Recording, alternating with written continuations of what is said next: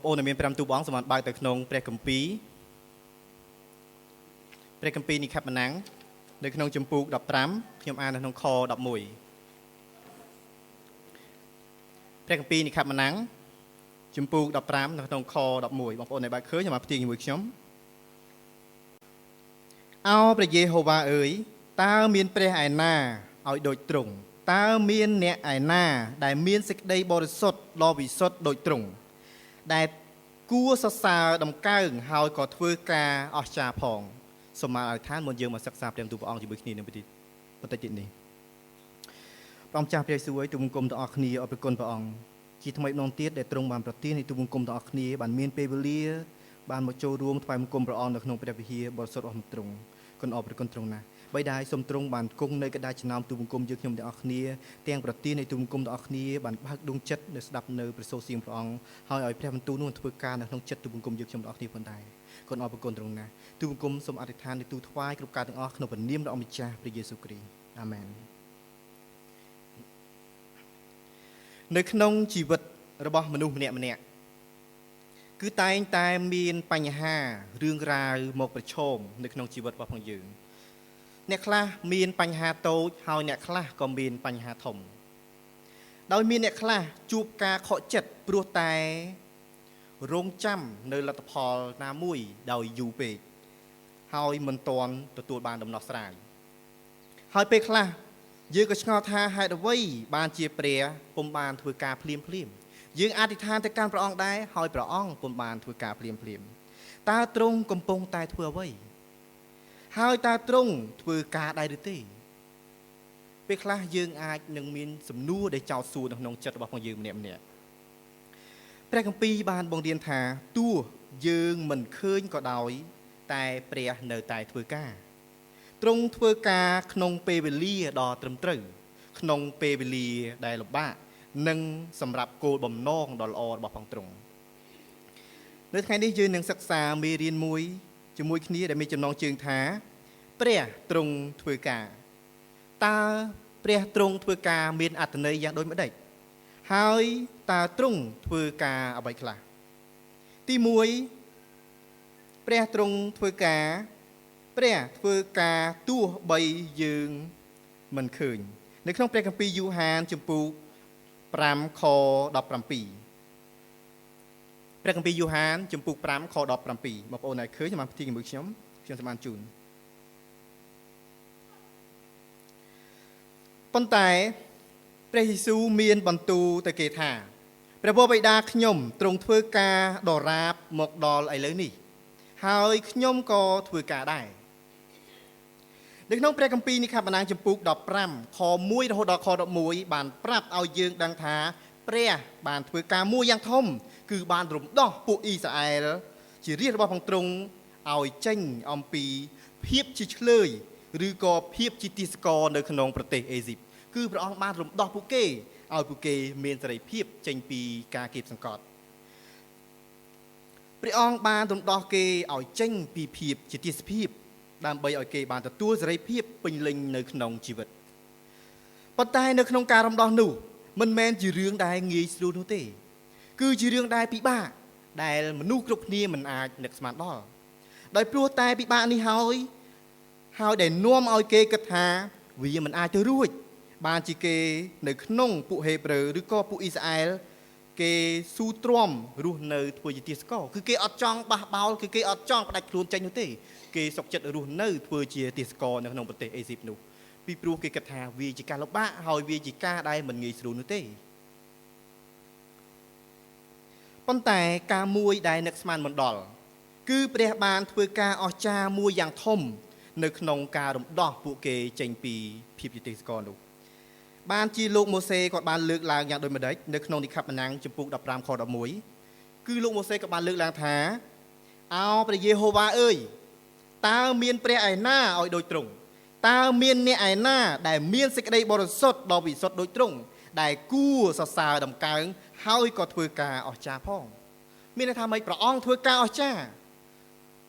กาออกจามีในทางเอาไว้ได้เยื่อมันอาจทวีบานเอาไว้ได้เยื่อกระทาเยื่อสมรรถภาพบ่เยื่อมันอาจทวีบานปนใต้คือประอ้องทวีบ้านนู่เฮาคือจีกาออกจาได้เยื่อมันอาจมือเคยที่ ប៉ុន្តែព្រះអង្គអាចធ្វើបានជាមួយគ្នានៅក្នុងព្រះគម្ពីរលូកាជំពូក1ខ37បានចែកដូចម្ដេចព្រះគម្ពីរលូកាជំពូក1ខ37បានចែកថាត្បិតការអ្វីដែលព្រះធ្វើពុំបាននោះគ្មានសោះឡើយមានថាអត់មានការអ្វីដែលព្រះអង្គធ្វើមិនបាននោះទេដូចជានៅក្នុងនេះគឺពួកហេប្រឺឬក៏សាសអ៊ីស្រាអែលបានគិតថាมันអាចទៅរួចទេក្នុងការដែលរំដោះខ្លួនឲ្យរួចចេញពីភាពជាទាសករចេញពីប្រទេសអេស៊ីបគឺគេគិតថាมันអាចទៅរួចទេវាជារឿងមួយដែលឆោតតែមែនទែនប៉ុន្តែព្រះអង្គធ្វើការគឺការនោះនឹងបានសម្រេចហើយការនោះគឺកើតឡើងពិតមែនគឺព្រះអង្គធ្វើការព្រះទ្រង់ធ្វើការព្រះអង្គមិនមែននៅស្ងៀមនោះទេបានជាព្រះមិនដែលឈប់ធ្វើការម្ដងណាឡើយទ្រង់មិនដែលឈប់ធ្វើការឡើយទោះម្សិលមិញថ្ងៃនេះហើយនៅថ្ងៃស្អែកគឺព្រះអង្គនៅតែធ្វើការព្រះអង្គមិននៅស្ងៀមនោះទេទោះស្ថានភាពស្ងប់ស្ងាត់ក៏មិនមែនមានន័យថាព្រះអង្គអវត្តមាននោះដែរគឺទ្រង់គង់នៅក្នុង office របស់ព្រះអង្គហើយព្រះអង្គតែងតែធ្វើការជានិច្ចពេលខ្លះព្រះកំពុងរៀបចំផ្លូវដែលយើងមិនទាន់នឹងមើលឃើញទេដែលជាផ្លូវល្អសម្រាប់យើងហើយសម្រាប់លោកអ្នកបងប្អូនក៏ដូចជាសម្រាប់ខ្ញុំផងដែរគឺព្រះអង្គរៀបផ្លូវដែលយើងមិនដឹងជាងគិតថាផ្លូវនឹងហាក់ដូចជាពិបាកណាស់ហាក់ដូចជាមិនងាយស្រួលទេប៉ុន្តែព្រះអង្គកំពុងតែរៀបចំផ្លូវឲ្យល្អសម្រាប់យើងគឺព្រះអង្គធ្វើការបានជាព្រះអង្គធ្វើការទោះបីយើងមើលមិនឃើញក៏ដោយប៉ុន្តែព្រះអង្គនៅតែធ្វើការបងប្អូនណាដែលធ្លាប់ដាំដំណាំដែលព្រួសគ្រាប់ពូជនៅពេលដែលបងប្អូនព្រួសគ្រាប់ពូជនៅក្នុងដីតើបងប្អូនទៅអង្គុយមើលគ្រាប់ពូជនោះដុះឬក៏យ៉ាងណាយើងព្រួសគ្រាប់ពូជហើយយើងអត់ដែរទៅអង្គុយមើលគ្រាប់ពូជដុះទេយើងកប់វាចោលហើយយើងទៅធ្វើការងារធម្មតា 2-3 ថ្ងៃក្រោយមកវាក៏ដុះពន្លកឡើងប៉ុន្តែសួរថានៅក្នុងពេលដែលដុះពន្លកនោះតើវានៅស្ងៀមឬក៏យ៉ាងណាវាអត់ទៅស្ងៀមទេ24ម៉ោងគុណនឹង24ម៉ោងគឺវាធ្វើការបន្តិចរហូតទៅដល់រុក្ខជាតិនោះដុះចេញជាស្លឹកចេញជាពន្លកចេញជាមែកចេញជាធាងចេញជាផ្លែចេញផ្កាឲ្យយើងនេះគឺជាអ្វីដែលយើងមើលមិនឃើញទេប៉ុន្តែគឺកំពុងតែធ្វើការព្រះអង្គក៏ដូចគ្នាព្រះអង្គក៏កំពុងធ្វើការផងដែរនៅពេលដែលយើងមើលមិនឃើញបានជានៅពេលដែលយើងជួបបញ្ហាណាមួយយើងអធិដ្ឋានហាក់ដូចជាមិនសូវឮសូរសំឡេងឬក៏មិនសូវមានការប្រែប្រួលកុំឲ្យយើងបាក់ទឹកចិត្តកុំឲ្យយើងបាត់ជំនឿពីព្រោះលទ្ធផលមិនទាន់ឃើញភ្លាមនោះទេវានឹងហុចលទ្ធផលនៅពេលក្រោយបានជាព្រះទ្រង់ធ្វើការទី2គឺព្រះធ្វើការនៅក្នុងបញ្ហានិងការលំបាកនៅក្នុងព្រះគម្ពីរលោកុបាតជំពូក50ខ20ព្រះគម្ពីរលោកុបាតជំពូក50ខ20អ្នករាល់គ្នាបានគិតធ្វើអាក្រក់ដល់ខ្ញុំតែព្រះទ្រង់សម្រេចជាការល្អវិញដើម្បីនឹងសង្គ្រោះដល់ជីវិតនៃមនុស្សជាច្រើនដូចជាបានកើតមានសពថ្ងៃនេះនៅក្នុងខគម្ពីរនេះគឺលោកយូសែបជាអ្នកដែលកោតខ្លាចដល់ព្រះហើយរស់នៅក្នុងភាពត្រឹមត្រូវដោយប្រកាន់ភ្ជាប់នៅសេចក្តីស្មោះត្រង់នៅក្នុងជីវិតប៉ុន្តែអ្វីដែលគាត់ទទួលបានគឺពុំមែនជាការល្អនោះទេគាត់ខំប្រឹងធ្វើល្អដោយអស់អំពីចិត្តប៉ុន្តែលទ្ធផលគឺគាត់ទទួលបាននៅភាពអយុត្តិធម៌នៅក្នុងជីវិតរបស់គាត់ទៅវិញប្រសិនបើយើងមើលហាក់ដូចជាព្រះពុំបានឆ្លើយតបទៅកាន់គាត់អញ្ចឹងគឺយើងមើលទៅឃើញអញ្ចឹងព្រះយើងមើលទៅហាក់ដូចជាព្រះមិនបានយកចិត្តទុកដាក់ចំពោះគាត់អញ្ចឹងប៉ុន្តែគឺពុំដូច្នោះទេផែនការរបស់ផងព្រះគឺបាននាំឲ្យគាត់ទទួលបានងារជាធំជាអ្នកដែលមានខ្លាយជាអ្នកគ្រប់គ្រងនៅក្នុងប្រទេសមួយហើយតាមរយៈគាត់គឺបានជួយសង្គ្រោះជីវិតជាច្រើនក៏ដូចជាក្រុមគ្រួសាររបស់គាត់ផងដែរ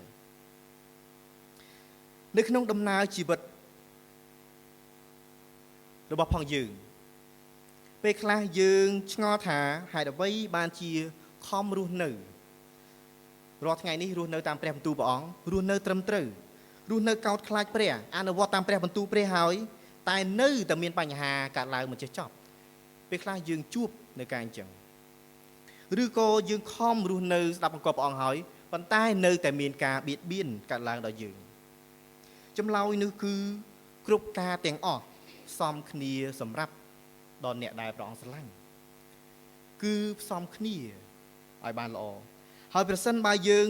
មើលនៅក្នុងព្រះគម្ពីរម៉ាថាយចំពុក5បានចែងរៀបរាប់ជាច្រើនអំពីអ្នកសំណប់របស់ព្រះអង្គអ្នកដែលមានពររបស់ព្រះអង្គនៅក្នុងព្រះគម្ពីរម៉ាថាយចំពុក5បានរៀបរាប់ប្រាប់អំពីមនុស្សដែលមានពរតើអ្នកណាជាអ្នកដែលមានពរគឺជាអ្នកដែលត្រូវគេបៀតបៀនជាអ្នកដែលត្រូវគេប្រតិចផ្ដាសាជាអ្នកដែលមានជីវិតកំសត់ខាងឯវិញ្ញាណនឹងមានបញ្ហាជាច្រើនទៀតដែលបានរៀបរាប់នៅក្នុងព្រះគម្ពីរម៉ាថាយចំពុក5នេះគឺនេះហើយជាមនុស្សដែលមានពរយើងក៏ដូចគ្នាកាលណាដែលព្រះអង្គរាប់យើងជាមានពរនៅពេលយើងជួបបញ្ហាណាមួយកុំឲ្យយើងបាក់ទឹកចិត្តពីព្រោះនោះហើយយើងជាមនុស្សដែលមានពរទោះបីជាយើងមានបញ្ហាយ៉ាងនោះក្តីតើព្រះទុកលោកអ្នកបងប្អូនចោលទេតើព្រះអង្គទុកដោយមិនរវីរវល់ដែរឬទេអត់ទេព្រះអង្គមិនដែលទុកលោកអ្នកបងប្អូនចោលទេព្រះអង្គមិនដែលទុកលោកអ្នកបងប្អូនហើយនៅខ្ញុំឲ្យចោលនោះទេគឺទ្រង់កំពុងតែរៀបចំផែនការល្អមួយសម្រាប់លោកអ្នកបងប្អូនក៏ដូចជាសម្រាប់ខ្ញុំផងដែរហើយផែនការនោះគឺល្អសម្រាប់យើងព្រះទ្រង់ធ្វើការនៅក្នុងបញ្ហានៅពេលដែលយើងមើលមិនឃើញប៉ុន្តែព្រះអង្គនៅតែធ្វើការទោះបីមានបញ្ហាកើតឡើងមានការលំបាកកើតឡើងនៅក្នុងជីវិតប៉ុន្តែព្រះអង្គនៅតែធ្វើការជានិច្ចបានជាព្រះបំលែងពីភាពឈឺចាប់របស់យើងបំលែងពីបញ្ហារបស់ផងយើងទុក្ខលំបាករបស់យើងឲ្យคลายទៅជាព្រះពរបញ្ហាមិនមែនជាទីបញ្ចប់នោះទេអ្នកខ្លះនៅពេលដែលជួបបញ្ហាគិតថាទីបញ្ចប់មកដល់ហើយក៏ទៅសម្លាប់ខ្លួនគេគិតថាការសម្លាប់ខ្លួនគឺជាការដោះស្រាយនៅបញ្ហាប៉ុន្តែមិនមែនទេបញ្ហាបើសិនជាយើងដោះស្រាយនៅលើការដែលយើងមានជីវិតនៅផែនដីនេះមិនចប់ទេស្លាប់ទៅក៏មិនប្រកាសថាដោះស្រាយចេញដែរគឺនៅជាប់ទោសមួយទៀតគឺអំពើបាបដែលត្រូវជាប់ជំនុំជម្រះដូច្នេះកាលណាដែលយើងជួបបញ្ហាគឺមិនមែនជាទីបញ្ចប់នោះទេគឺព្រះអង្គកំពុងតែបង្រៀនយើងឬក៏ព្រះអង្គកំពុងតែរៀបចំផ្លូវសម្រាប់យើងឲ្យល្អព្រះមានផែនការធំជាងការយល់ឃើញរបស់ផងយើងគឺព្រះអង្គមានផែនការល្អសម្រាប់យើងដូចជាជីវិតរបស់លោកយូសែបជីវិតរបស់លោកយូសែបគាត់ត្រូវបានលក់បងប្អូនរបស់គាត់លក់គាត់គឺលក់គាត់ឲ្យទៅធ្វើជាទាសករប្រហែលជាបងប្អូនខ្លះអត់សូវយល់ពាក្យទាសករប៉ុន្តែទាសករមានថាបាវបំរើជើងឈ្នួលប៉ុន្តែជើងឈ្នួលនៅក្នុងសម័យនេះរៀងស្រាលទេប៉ុន្តែបាវបំរើនៅក្នុងសម័យនោះមានន័យថាម៉េចទាសករសម័យនោះមានន័យថាគឺដាច់ថ្លៃខ្ញុំកញ្ចេះដាច់ថ្លៃអត់មានសិទ្ធិតវ៉ាជាមួយគេទេដូចជារបស់របរអញ្ចឹងដូចជាក្បាលមីក្រូយើងទិញមកពីផ្សារអញ្ចឹងតែកាលណាយើងយកមកយើងប្រើឲ្យអត់មានកម្មសិទ្ធិអ្នកណាទៀតទេដូច្នេះលោកយូសែបត្រូវបានគេលក់គាត់រស់នៅក្នុងភាពត្រឹមត្រូវរស់នៅដោយកោតខ្លាចព្រះប៉ុន្តែគាត់ត្រូវបានគេលក់តើជីវិតគាត់កំសត់ទេបើសិនបើយើងមើលទៅកំសត់ណាស់ហេតុអីក៏អញ្ចឹងប៉ុន្តែព្រះអង្គឆ្នៃជីវិតរបស់គាត់ម្ល៉េះហើយបានជាតាមរយៈគាត់គឺជីវិតមនុស្សជាច្រើននៅលើផែនដីបានសង្គ្រោះឲ្យរួចពីសេចក្តីស្លាប់ហើយទាំងក្រុមគ្រួសាររបស់គាត់ដែលលក់គាត់ថែមទៀតផងបានជាពេលដែលជួបការលំបាកនៅក្នុងជីវិតសូមឲ្យយើងជឿថាព្រះអង្គកំពុងតែធ្វើការព្រះអង្គមិននៅស្ងៀមនោះទេនៅពេលដែលបងប្អូនជួបការលំបាកឲ្យដឹងថាព្រះអង្គកំពុងតែធ្វើការសម្រាប់លោកអ្នកបងប្អូនដូច្នេះកុំឲ្យយើងអស់សង្ឃឹមហើយកុំឲ្យយើងបាក់ទឹកចិត្តព្រះទ្រង់ធ្វើការទី3ព្រះធ្វើការផ្លាស់ប្រែជីវិតនៅក្នុងព្រះគម្ពីរកូរិនថូសខ្សែទី2ចំពុក5ខ17ព្រះគម្ពីរកូរិនថូសខ្សែទី2ចំពុក5ខ17បងប្អូនដែលបើឃើញសម្រាប់ទីជាមួយខ្ញុំជាសម្អានជូនបានជាបើអ្នកណានៅក្នុងព្រះគ្រីស្ទនោះឈ្មោះថាបានកើតជាថ្មីហើយអស់ទាំងសេចក្តីចាស់បានកន្លងបាត់ទៅមើលគ្រប់ទាំងអស់បានត្រឡប់ជាថ្មីវិញនេះគឺជាព្រះបន្ទូលដែលបានចែងនៅក្នុងព្រះគម្ពីរកូរិនថូសខ្សែទី2ចំពុក5ខ17ខ្ញុំសម្អាតម្ដងទៀតបានជាបើអ្នកណានៅក្នុងព្រះគ្រីស្ទនោះឈ្មោះថាបានកើតជាថ្មីហើយអស់ទាំងសេចក្តីចាស់បានកន្លងបាត់ទៅមើលគ្រប់ទាំងអស់បានត្រឡប់ជាថ្មីវិញកាលណានិយាយអំពីជំនឿគ្រីស្ទបរិស័ទគឺគេតែងតែលើកភ្ជាប់មកនិយាយជាមួយនៅទីបន្ទាល់ហេតុអ្វីបានជាត្រូវនិយាយអំពីទីបន្ទាល់ពីព្រោះមនុស្សម្នាក់ ដែលមានព្រះយេស៊ូវដឹកនាំជីវិតគឺគេទទួលបាននៅបទពិសោធន៍ជាមួយនឹងព្រះហើយការនោះឯងនាំឲ្យគេចង់ធ្វើទីបន្តនិយាយប្រាប់គេអំពីព្រះយេស៊ូវនិយាយប្រាប់គេអំពីការល្អដែលកើតឡើងនៅក្នុងជីវិតរបស់ផងគេគឺចង់ប្រាប់អំពីការអស្ចារ្យដែលព្រះអង្គបានធ្វើនៅក្នុងជីវិតការរស់នៅរបស់ផងគាត់ជាដើមគឺគេចង់ប្រាប់ចង់តែនិយាយចង់តែប្រកាសអំពីការអស្ចារ្យរបស់ផងទ្រង់បានជាពេលមួយលោកពេត្រុសនិងលោកយ៉ូហានគាត់បានឆ្លើយតបទៅកាន់ពួកទាហានថាម៉េចគឺគេបានប្រកាសប្រាប់គាត់ថាកុំឲ្យលោកពេត្រុសនិងលោកយ៉ូហាននេះប្រកាសអំពីព្រះយេស៊ូវទៀតឈប់ប្រកាសចាំពេលនោះទៅឈប់ប្រកាសគឺទាហានបានហាមឃាត់គាត់ចឹងដោយគំរាមប៉ុន្តែលោកពេត្រុសនិងលោកយ៉ូហានឆ្លើយដូចនេះបើឲ្យគាត់ស្ដាប់តាមការឃាត់នោះសូមពិចារណាមើលចុះមានថាម៉េចបើឲ្យខ្ញុំស្ដាប់លោកឯងសូមពិចារណាមើលទៅតែខ្ញុំគួរស្ដាប់អត់គាត់និយាយអត់រែងចឹងគឺគាត់និយាយថាម៉េចបើឲ្យពួកគាត់ស្ដាប់តាមការហាមឃាត់របស់គេនោះសូមពិចារណាមើលចុះយើងអាចមើលនៅក្នុងព្រះគម្ពីរកិច្ចការចំពុក4ខ19គឺគាត់បាននិយាយបែបនោះនៅពេលដែលទាហានហាមឃាត់គាត់ពីមុនលោកពេត្រុសជាមនុស្សដែលកំសាកបងប្អូនប្រហែលជាស្គាល់លោកពេត្រុសជាមនុស្សដែលកំសាកគាត់អត់ហ៊ានប្រឈមមុខជាមួយនឹងការពិតទេគាត់ខ្លាចលោកពេត្រុសធ្លាប់ធានាអះអាងកាលពីដែលព្រះយេស៊ូវនៅមានបជនគាត់បានអះអាងថាម៉េចគាត់អះអាងថាគាត់នឹងការពារព្រះយេស៊ូវទោះបីអ្នកណាបោះបង់ចោលទ្រង់ក៏បោះបង់ទៅគាត់អត់បោះបង់ចោលទេគាត់ថាគាត់នឹងការពារព្រះអង្គទោះបីមានរឿងកាត់ឡើងក៏ដោយគឺគាត់អះអាងចឹងប៉ុន្តែចុងក្រោយនៅពេលដែលគេមកចាប់ព្រះយេស៊ូវគាត់ក៏បានរត់ទៅជាមួយនឹងគេដែរម្ល៉េះហើយនៅតែព្រះយេស៊ូវតែអង្គឯងតែប៉ុណ្ណោះត្រូវបានគេចាប់យកទៅឆ្កាងនេះគឺជាលោកពេត្រុសគឺគាត់មានភាពកំសាក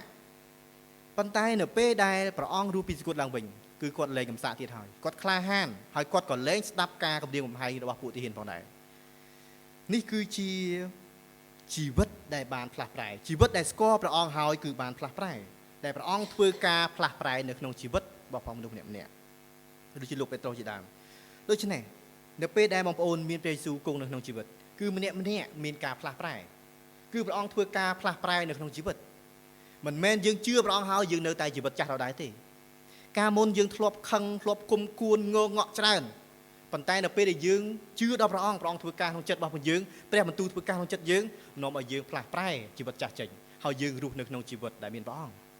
មិនមែនយើងនៅតែប្រកាន់ជាប់ការខឹងការគុំគួនទេខ្ញុំផ្ទាល់ខ្ញុំនៅពេលដែលនិយាយជាមួយអ្នកណាដែលប្រកាន់ខឹងច្រើនខ្ញុំពិបាកនិយាយណាខ្ញុំធ្លាប់ជួបប្រទេសពេលខ្លះសាច់ឯងនឹងថែមទៀតផងគឺយើងនៅពេលដែលយើងនិយាយបន្តិចបន្តួចទៅនិយាយដូចលក្ខណៈមើងងាយខ្ញុំយើងនិយាយធម្មតាសោះបែរជាអញ្ចឹងដល់ពេលអញ្ចឹងទៅធ្វើខ្ញុំស្គាល់ថាពេលខ្លះយើងនិយាយជាមួយគេទៅពាក្យសម្ដីខំរៀបចំមកហើយប៉ុន្តែគេអត់ទទួលបានគេគិតថាយើងមើងងាយវាបាក់និយាយអញ្ចឹងលើកក្រោយអត់ចង់និយាយទេហ្មងមេថាធ្វើយើងរៀងចាលអញ្ចឹងបានបងថាម៉េច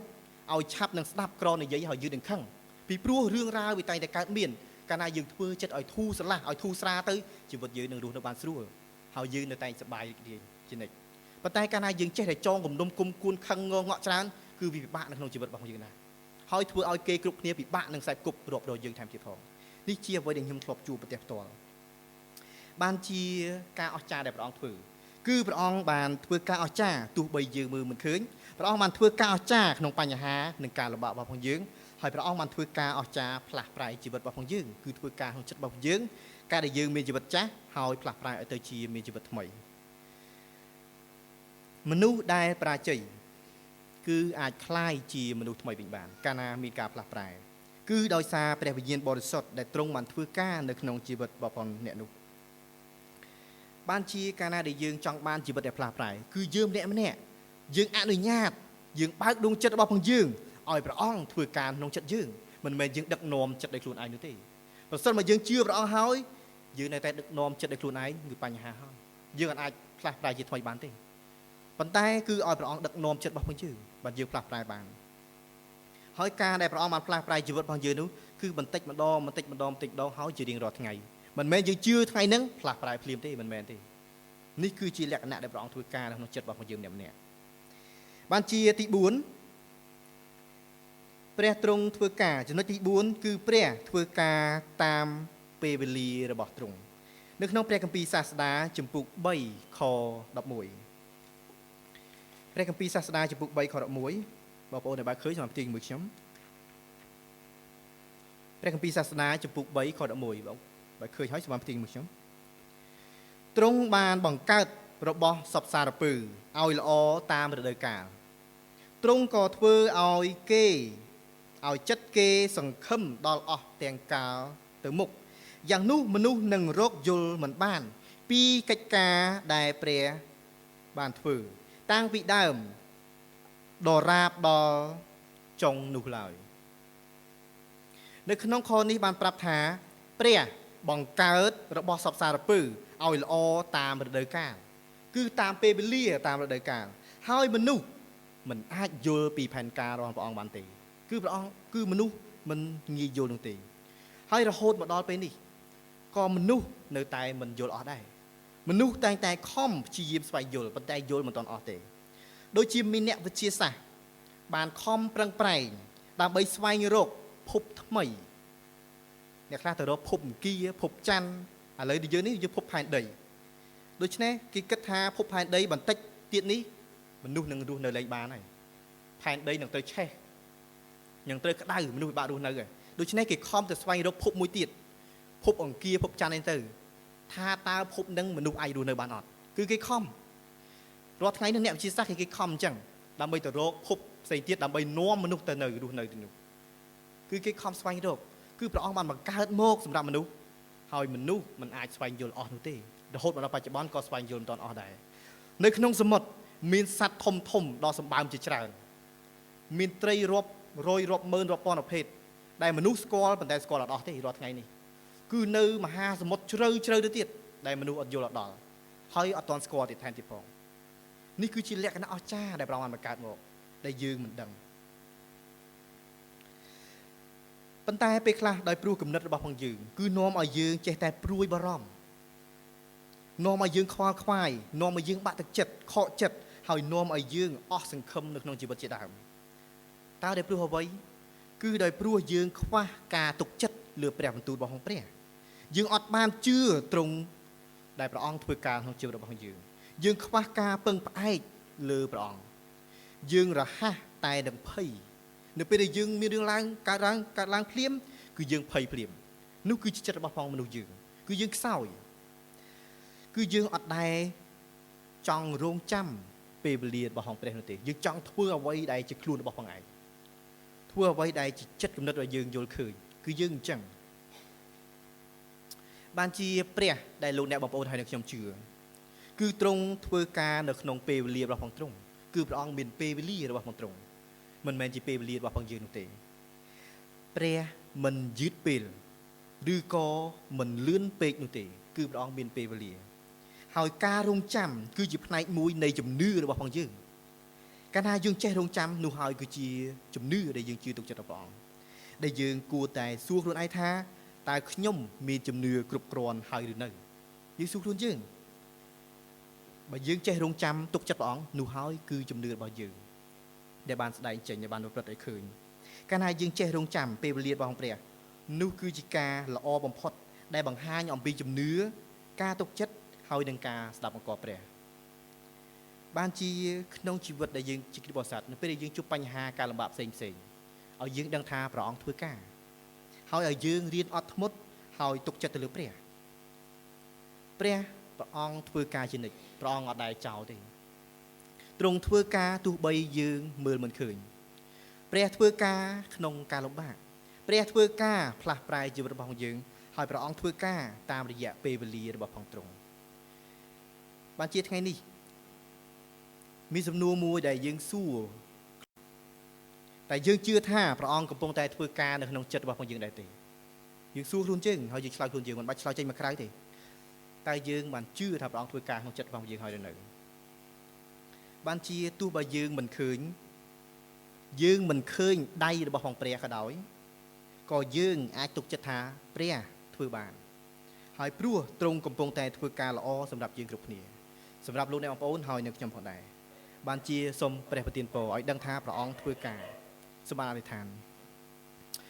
ព្រះសួយទូបង្គំទាំងអស់គ្នាអរព្រគុណព្រះអង្គសម្រាប់ព្រះបន្ទូលព្រះអង្គដែលបានរំលឹកដាស់តឿនចិត្តទូបង្គំយើងខ្ញុំម្នាក់ៗឲ្យបានរស់នៅទុកចិត្តព្រះអង្គឲ្យដឹងថាព្រះអង្គជាព្រះអង្គធ្វើការគ្រប់ពេលវេលាហើយព្រះអង្គនៅតែបន្តធ្វើការតាំងពីម្សិលមិញថ្ងៃនេះហើយនៅថ្ងៃស្អែកផងដែរគុណអរព្រគុណផងណាស់ទូបង្គំសូមសរសើរដំណើរព្រះអង្គអរព្រគុណព្រះអង្គណាស់គុណថ្វាយគ្រប់ការអរក្នុងព្រះនាមព្រះអង្គម្ចាស់ព្រះយេស៊ូវគ្រីស្ទអាមែន